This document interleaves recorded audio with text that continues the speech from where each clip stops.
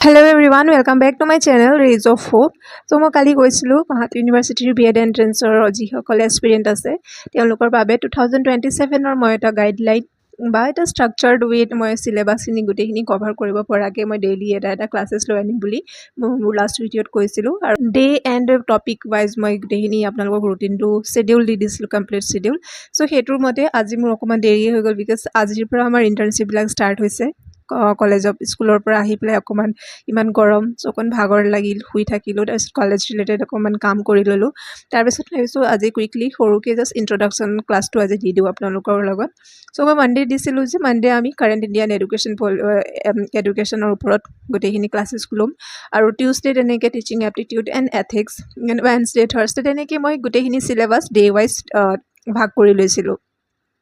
চ' আজি যিহেতু মানডে, চ' আজিৰ আমাৰ টপিক হয় কাৰেণ্ট ইণ্ডিয়ান এডুকেশ্যন। এতিয়া কাৰেণ্ট ইণ্ডিয়ান এডুকেশ্যনৰ আণ্ডাৰত আমাৰ কি চাব টপিক আছে সেইখিনি মই ইয়াত লিখি দিছোঁ ধুনীয়াকৈ, আপোনালোকে হয়তো জানে হ'লেও আপোনালোকে এবাৰ চাই লওক কি আছে। আমাৰ NEP 2020 আছে, universalization of elementary education, right to education, Sarva Shiksha অভিযান আৰু ৰাষ্ট্ৰীয় মাধ্যমিক শিক্ষা অভিযান। চ' আমাৰ এই 5টা টপিক আমি কাৰেণ্ট ইণ্ডিয়ান এডুকেশ্যনৰ আণ্ডাৰত আমি পঢ়িব লাগে আৰু ইয়াত আমাৰ টোটেল মাৰ্কছ আহে আমাৰ এণ্ট্ৰেন্সত 60 মাৰ্কছৰ ইয়াৰ পৰা কুৱেশ্যনছ আহে। গুৱাহাটী ইউনিভাৰ্চিটিৰ বিএড এণ্ট্ৰেন্সৰ এবাৰ যি হৈ গ'ল তাৰ হয়তো সকলোৱে কুৱেশ্যন পেপাৰটো বাৰু নাই পোৱা, কিন্তু এনেই কুৱেশ্যনবিলাক কেনেকুৱা ধৰণৰ আহিছিলে চাইছেই, ময়ো মোৰ ইউটিউবত আপলোড কৰিছিলোঁ মেমৰি বেছড কুৱেশ্যনছবিলাক। চ' এইবাৰ আমাৰ বেছিক কুৱেশ্যনছ দেখা গৈছে টিচিং এপ্টিটিউড আৰু কাৰেণ্ট ইণ্ডিয়ান এডুকেশ্যনৰ ওপৰত, এডুকেশ্যন পলিচিসমূহৰ ওপৰত। চ' আৰু এইটো যিটো টপিক আমাৰ আছে কাৰেণ্ট ইণ্ডিয়ান এডুকেশ্যন টপিকটো, ইয়াৰ ওপৰত কুৱেশ্যনবিলাক সদায় লিমিটেড থাকে। এবাৰ তেনেকৈ RTE এক্টৰ ওপৰত কুৱেশ্যনছ আহিছে, তেনেকৈ RMSৰ ওপৰত কুৱেশ্যনছ কেইবাটাও আহিছিলে, SSCৰ ওপৰতো কুৱেশ্যন আহিছে, ইউনিভাৰ্চেলাইজেশ্যন অফ এলিমেণ্টাৰী এডুকেশ্যন, এই গোটেইখিনি টপিকেই এবাৰ কভাৰ হৈছিলে এক্সামত আৰু আহিছে সকলো টপিকৰ পৰাই কুৱেশ্যনছবিলাক। চ' সেইকাৰণে আমি এনেকৈ ছিষ্টেমেটিক ৱাইজ পঢ়িম যাতে আৰু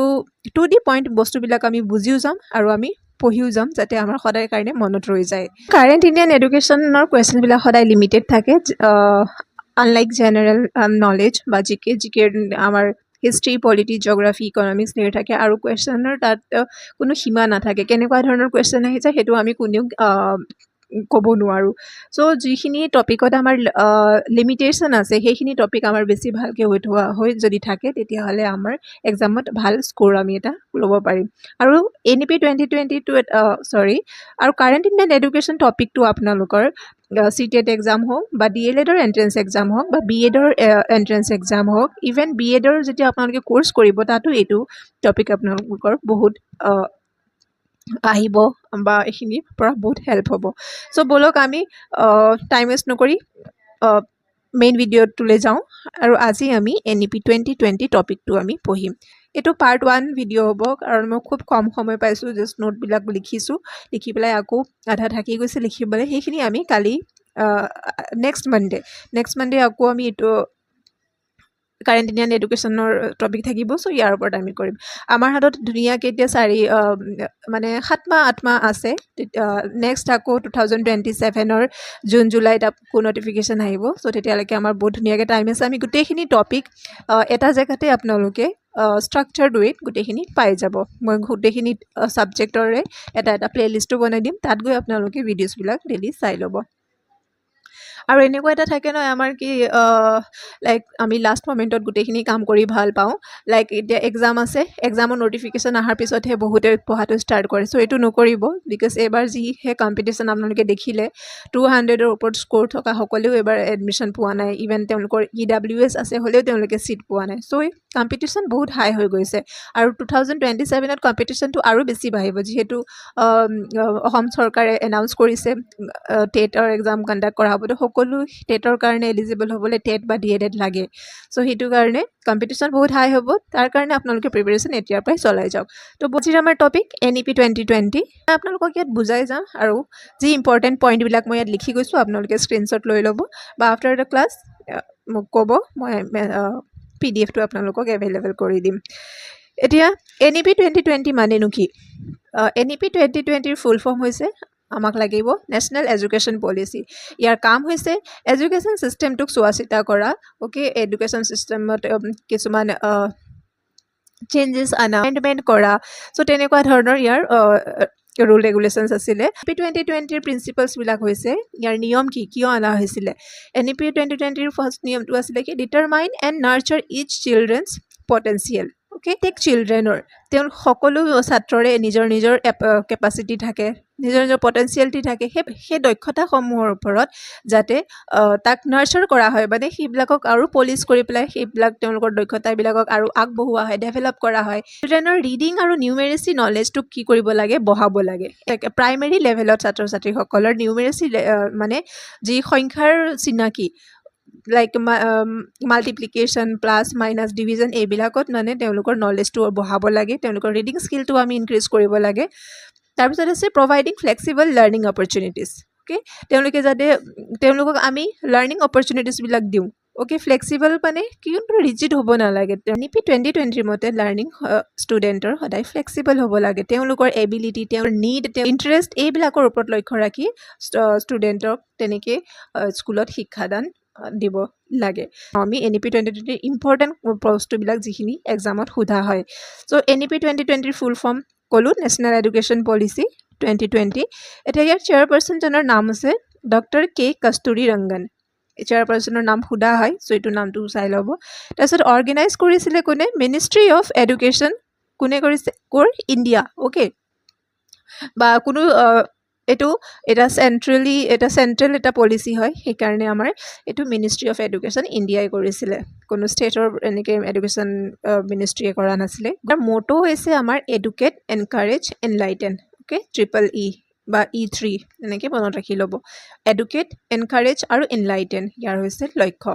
বা থিম তাৰপিছত 2020ৰ লঞ্চ ডেট হৈছে 29 জুলাই 2020 এইটো সময়তে মিনিষ্ট্ৰী অফ এডুকেশ্যনে NEP 2020টোক লঞ্চ কৰিছিলে আৰু NEP 2020 বৰ্তমানো আমাৰ গোটেই কাৰিকুলাম ছিষ্টেমত চলি আছে number of education policies in ইণ্ডিয়াত এতিয়ালৈকে স্বাধীনতা হোৱাৰ পিছত কিমানবাৰ এডুকেশ্যন পলিচিজ অনা হৈছিলে চ' প্ৰথম আমাৰ আনচাৰ আছে 3 টাইমছ অনা হৈছিলে প্ৰথমটো হৈছিলে 1968ত অ'কে 1968ত অনা হৈছিলে আৰু সেইটো সময়ত আমাৰ প্ৰধানমন্ত্ৰী আছিলে ইন্দিৰা গান্ধী এইবিলাক আহে কুৱেশ্যন তাৰপিছত আহিছিলে 1986ৰ ইয়াত প্ৰধানমন্ত্ৰী আছিলে আমাৰ ভাৰতৰ ৰাজীৱ গান্ধী 2020ত আহিল আৰু সেই সময়ত প্ৰধানমন্ত্ৰী আমাৰ আছিলে নৰেন্দ্ৰ মোদী চ' এতিয়ালৈকে আমাৰ এই তিনিবাৰেই NEP আহিছে ইণ্ডিয়ালৈ আৰু এতিয়াৰ যোনটো চলি আছে সেইটো হৈছে আমাৰ NEP 2022 কাৰেণ্ট আমাৰ চলি আছে এতিয়া NEP 2020য়ে কি কৰিছিলে ৰিপ্লেচ কৰিছিলে কাক ৰিপ্লেচ কৰিছিলে অল্ডাৰ 1986 নেশ্যনেল এডুকেশ্যন পলিচিক যোনটো ৰাজীৱ গান্ধীৰ সময়ত অনা হৈছিলে সেই পলিচিটোক NEP 2020য়ে ৰিপ্লেচ কৰিছিলে NEP 2020ৰ 5টা পিলাৰ আছে তাৰে হৈছে access equity quality accountability and affordability এতিয়া এক্সেছ মানে হৈছে without discriminating caste gender social background economic background সকলো ছাত্ৰ ছাত্ৰীকে যি এডুকেশ্যন ছিষ্টেমটো আছে ইজিলি এক্সেচিবল হ'ব লাগিব সেইটো আছে ইকুইটি আৰু ইকুৱেলিটি মানে কি মইতো আপোনালোকক বুজাই দিব বিচাৰিছোঁ এতিয়া আপোনালোকে BEdত আহিব তেতিয়া আপোনালোকে এইটো পাব কিন্তু এণ্ট্ৰেঞ্চতো আহিব চ' এইটো কাৰণে মই বুজাই দি আছোঁ টাৰ্মছটো দুটাৰ লগত আপোনালোকৰ যাতে কনফিউজন নাথাকে ইকুইটি আৰু ইকুৱেলিটি মানে আমি জানো সকলোকে সমানে সমানতা ইকুৱেলিটি মানে আমি সকলোৱে জানো সমানতা মানে সকলোকে মানে ইকুৱেলি ট্ৰিট কৰা বা ইকুৱেলি কিবা এটা বস্তু ডিষ্ট্ৰিবিউট কৰা সেইটো হয়নে তো এডুকেশ্যনত হ'ব ইকুৱেলিটি মানে সকলো মানে শিক্ষাদান দিয়া সেইটো হ'ল এতিয়া ইকুইটি মানে কি এটা মই এক্সাম্পল দিব বিচাৰিছোঁ আপোনালোকক ধৰি লওক এইটো এটা ৱাল আছে অ'কে এইটো এটা ৱাল আছে ৱালৰ ইফালে এইটো প্লেগ্ৰাউণ্ড আছে আৰু ইয়াত ক্ৰিকেট মেচ হৈ আছে এতিয়া 3জন ষ্টুডেণ্ট আছে বা 3জন ল'ৰা আছে এইকেইজন 3জন ল'ৰা এই 3জন ল'ৰা আছে আৰু ইফালে তেওঁলোকে মেচ চাব বিচাৰিছে কিন্তু ক্ৰিকেট মেচ চাব পৰা নাই কিয় তেওঁলোকৰ সন্মুখত এখন ৱাল আছে এতিয়া ৱালটো মানে তেওঁলোকৰকে ওখ গতিকে তেওঁলোকে মেচটো চাব পৰা নাই যদি তেওঁলোকক এটা টুল দি দিয়া হয় তেতিয়াহ'লে তেওঁলোকে ধুনীয়াকৈ টুলৰ ওপৰত যদি থিয় হৈ যায় তেতিয়াহ'লে মেচটো চাব পাৰিব চ' সেইকাৰণে প্ৰত্যেককে এটা টুল দি দিয়া হ'ল এতিয়া কি হ'ল এই দুজন কি হ'ল এটা টুলতে থিয় হৈ তেওঁলোকে যেতিয়া থিয় দিলে তেতিয়া তেওঁলোকে মেটচটো ধুনীয়াকৈ চাব পৰা হৈ গ'ল কিন্তু এই যোনজন আছে এইজনে এটা টুলত থিয় হৈও তেওঁ মেটচটো চাব পৰা নাই মানে কি এই দুজনতকৈ 3 নম্বৰ ছাত্ৰজন মানে অকণমান চাপৰ তো তেওঁ চাব পৰা নাই তো এতিয়া কি কৰোঁ তেওঁক যদি আমি আৰু এটা টুল দি দিওঁ লগত ইয়াৰ পৰা যেতিয়া থিয় হ'ব তেতিয়া তেওঁ ধুনীয়াকৈ মেটচটো তেওঁ চাব পৰা হৈ যাব এতিয়া আমি ইয়াকে ইকুইটি কওঁ মানে যাক যিমান প্ৰয়োজন আছে তাক সিমান লেভেলত যেতিয়া আমি আনো তেতিয়া তেওঁ বাকীসকলৰ লগত মানে কি হ'ব বস্তুবিলাক যেতিয়া তেওঁ এক্সেছ কৰিব পাৰিব তাকে আমি এডুকেশ্যনত ইকুইটি বুলি কওঁ আই হোপ মই এইটো বুজাব পাৰিছোঁ ভালকৈ ইকুৱেলিটি মানে হ'ল ইকুৱেলিটি কেতিয়া আছিলে যেতিয়া সকলোকে এটা এটাহে ষ্টুল দিছিলোঁ তেতিয়া সেইটো আছিলে আমাৰ ইকুৱেলিটি এতিয়া ইকুইটি কি হ'ল এজনক আমি বেছিকৈ দিলোঁ এটা ষ্টুল আৰু কিয় দিছোঁ বিকজ তেওঁ এটা ষ্টুলত থিয় হৈ তেওঁৰ একো লাভ হোৱা নাছিলে তেওঁক মেটচটো চাবই পৰা নাছিলে তেওঁক যেতিয়া আমি দুটা ষ্টুল দিলোঁ তেতিয়া তেওঁ বাকী দুজন যে আছে তেওঁলোকৰ সমানত আহিছিল আৰু তেওঁ মেটচটো চাব পাৰিছিল ঠিক তেনেদৰেই এডুকেশ্যনত হয় চ' এই ইকুইটিটোৰ কাৰণে আমাৰ এডুকেশ্যন ছিষ্টেমত যি আমাৰ কাষ্ট ছিষ্টেমটো আছে সেইটো কাৰণে আমাৰ এডুকেশ্যন ছিষ্টেমত দিয়া হৈছে চ' কাষ্ট ছিষ্টেমটো আমাৰ এইটোৰ এটা এক্সাম্পল হ'ব ইকুইটিৰ তাৰপিছত আছে কোৱালিটি অফ এডুকেশ্যন হ'ব লাগিব স্কুল ইনফ্ৰাষ্ট্ৰাকচাৰৰ পৰা ধৰি স্কুলৰ যি টিচিং লাৰ্ণিং প্ৰচেছ হৈ আছে সেই গোটেই আছে একাউণ্টেবিলিটি যি কাম কৰি আছে সেইটোৰ ওপৰত তেওঁ নিজৰ ৰেছপনচিবিলিটিটো ল'ব লাগিব আৰু নেক্সটটো আছে এফৰ্ডেবিলিটি ছিষ্টেমটো সকলোৰে কাৰণে এফৰ্ডেবল হ'ব লাগিব এতিয়া চাওক BEdৰ এক্সাম্পল দিওঁ প্ৰাইভেট ইনষ্টিটিউশ্যনবিলাকত ছিট পায়ো বহুতে এডমিশ্যন ল'ব পৰা নাই কিয় ল'ব পৰা নাই বিকজ এইটো এফৰ্ড কৰিব নোৱাৰে ইমানেই বেছি মানে ফি ষ্ট্ৰাকচাৰটো হৈ যায় আমাৰ প্ৰাইভেটত BEdৰ চ' সেইটোৱে হ'ব নালাগে বুলি আমাৰ NEP 2020ৰ এটা মেইন উদ্দেশ্য তাৰপিছত আহি যাওঁ বেলেগত তাৰপিছত এইমটো কি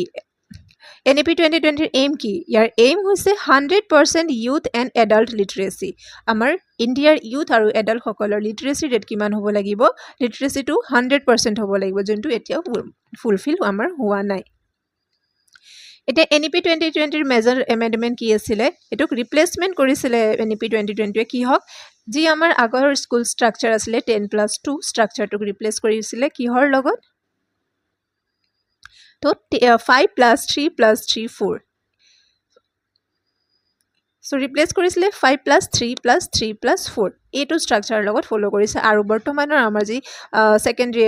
বৰ্তমানৰ যি আমাৰ স্কুল ষ্ট্ৰাকচাৰটো আছে সেইটোক আমি 5+3+3+4 ষ্ট্ৰাকচাৰটোহে আমি ফ'ল' কৰোঁ এতিয়া 5+3+3+4 ষ্ট্ৰাকচাৰটো কি হয় আমি গোটেইখিনি এবাৰ ডিটেইলত চাই লওঁ তাৰপৰা কুৱেশ্যনছ বহুত আহে